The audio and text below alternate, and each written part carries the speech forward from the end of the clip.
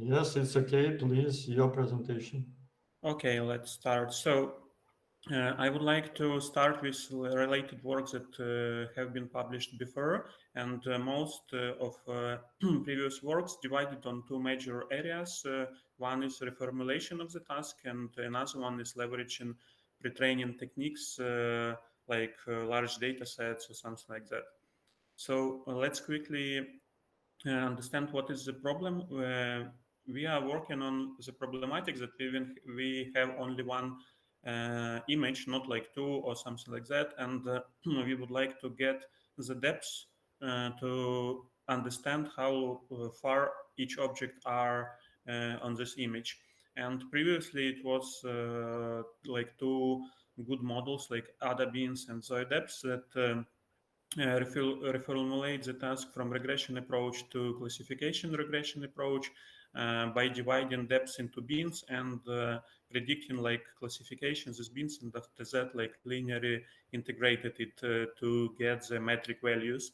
And also they used like large 12 data sets to retrain. After that, the improvement was done by depth anything models that utilized even larger data set for pre-training. It was consist of 62 millions of unlabeled images and almost 2 millions of labeled images, so very big data set. After that, when diffusion models appeared, there were two models based on diffusion that use the denoising UNet module to get it power on the large dataset pre-train and stick with specific decoder to solve the depth task. Another model was EVP that also use diffusion based and solve the problematic of previous model to get rid of the necessary of the text for this image. And the like last and the best for now model, it called like self-supervised monocular depth. What they propose that when you have not one image but like a several from the same place but different in time. So for example, you have like one image in today or like yesterday, and another one like in one day, or even in one like hour or in 1 minute, but in some different like place but almost same place. So you could use this information to train the model to predict the depth map. And what was here is like the architecture, and what we like check in our experiments that the authors provide very good model, but they like oversee the importance of the postnet block that is in the top of the architecture. And the main reason for this is that when the training of the model starts, this model is like randomly initialized and did not do good on the warp process when we need to like emulate the depth map, and after that to get this warped image, and after that calculate the difference between another like photo in another time with this warped image. And we just found that if we strengthen this postnet and enhance the information, it is boosts the accuracy of whole des maps. And and it is like let's review our proposed architecture. So we focused on this postnet rather than on depthnet itself, because previous works was just focusing on depthnet but oversees this postnet. And when we strengthen this model with additional layers and also with good pre-training, we get the much better result here. And it is worth to mention that it only increases the time for training, but it does not have any influence on inference time. That is very significant for other tasks. So to be more precise about the loss function that we used for training both postnet and depthnet, in our experiment we use standard L1 norm and structure similar index measures that was used previously, but also the trick was to to utilize the edge-aware smooth loss, that our model helps to get more precise details on the boundaries of the objects and not to get very smooth map. And after that, the final loss is sum with some different hyperparameters of these two losses. And here are the results. Let's start with quantity. So we compare with a bunch of previously published neural networks that has open their code, and we could reproduce their results and check the accuracy, and we outperform all these models in self-supervised performance. And after that, we fine-tune our model on metric depths. We take the TT data set that collected by, as I remember, by Toyota with their special equipment like LiDAR and RGB cameras, and have synchronized this data set, and it is openly available for everyone who is working on depths. And what we found that even without actual depth map, we could get good quality depth map just with self-supervised. So just only have the images. And this method outperform also other methods that used in the inference, not one image as we did, but also using multiple images. And even with this, we outperform them. So our model and code is publicly available right now. You could see this screenshot from my GitHub, and also you see that we checked it not only on one data set, but on 4 different data sets, and we get these badges that it is state-of-the-art right now model that beat all other models publicly available on pay-per-use-codes resources. And according to qualitative results, here is a comparison, and you could see that when we have LiDAR data or some other similar, it is not very dense. So you have for some pixels, you have values, for some not. So we deal with this in the loss function and just ignore the pixels where we did not have the reference data. And in the right column, you could see that our model has better comparison to ground truth, and also better edges that I explain in the loss function. So the conclusion is that currently this model refines the postnet rather than focus on changing some architecture on DepthNet, as was done by several previous works.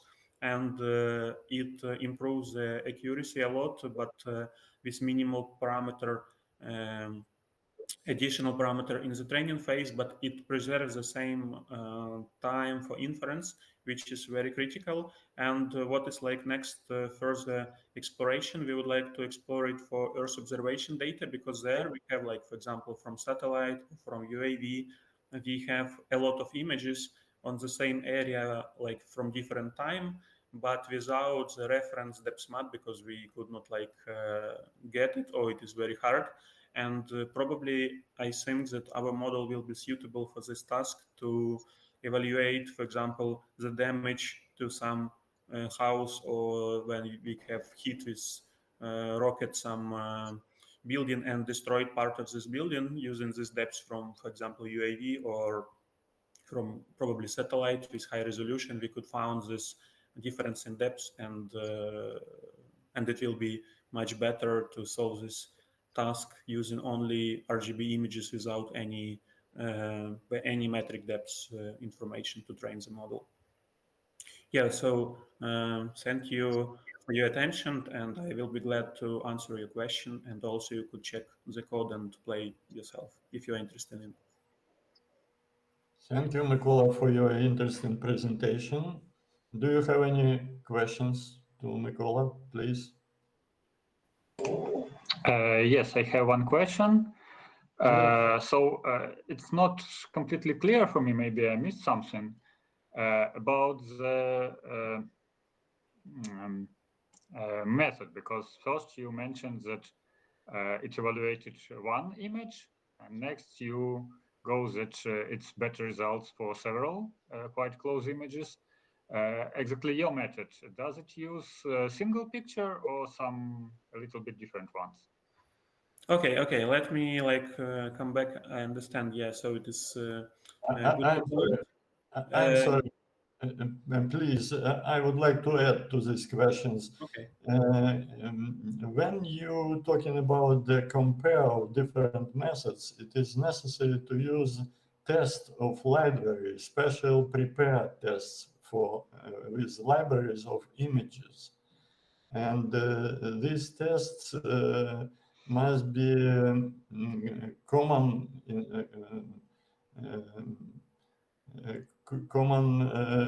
known for scientists that work with this problem. And what can we do about this test? How you selected this test? Okay. So let's first answer on the first question according to images that we used for training. So it was like two different types of training. One was like self-supervised that I show, and another one was like supervised fine-tuning. On the supervised fine-tuning, we use only one image in like input image and output like depth map. But when we are talking about self-supervised, we took two different images, like the same place but different in time. I mean, but we did not have a depth map, and we just learn the model from the like source data from just two RGB images. But when we trained, like when the training is finished, we could in both cases use our model like with only one image. So in any case, when we train both on self-supervised or on supervised, finally, when you would like to apply it to some problem, you need only one image and you will get like a depth map. According to the second question, yeah, so when we are talking about comparison, it is compared on like standard data set that was collected with Toyota, and each paper of this that I mentioned here, they in their paper also compared on this data set, and it is publicly available, and it is online ranking, so you could see, for example, today what is like ranking, and just to double check that our model is like on the first place or this model is really on the second place. So it is not that I calculate the accuracy for this like monodepth v2 or for XDistill. It is the author who calculated using this website that you provide like your results for the same images, and they like arrange you, and you get this badge like you have like first place, second place, or 10th place. So in like maybe in a few days will be new paper with new approach, and they will get like first place. So it will update in your GitHub this badge automatically, that I will see that like my method right now is like second place or third place here. So it is the same data set, and each author calculate on it.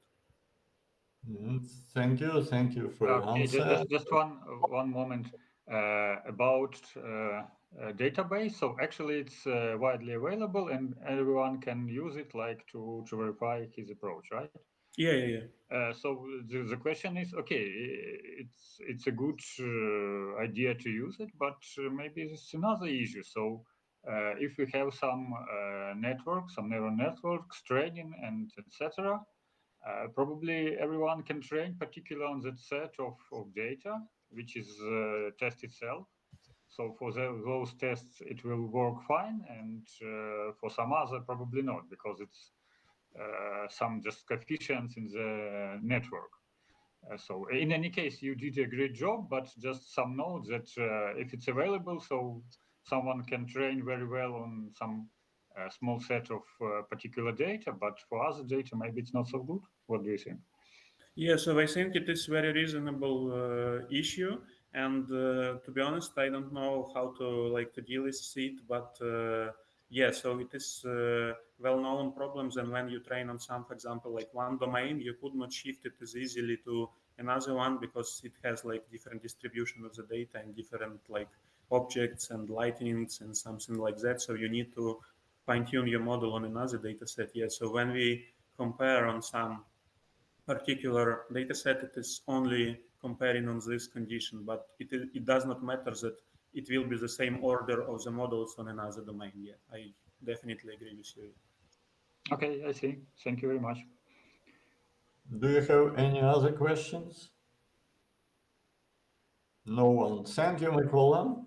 Thank you for your attention.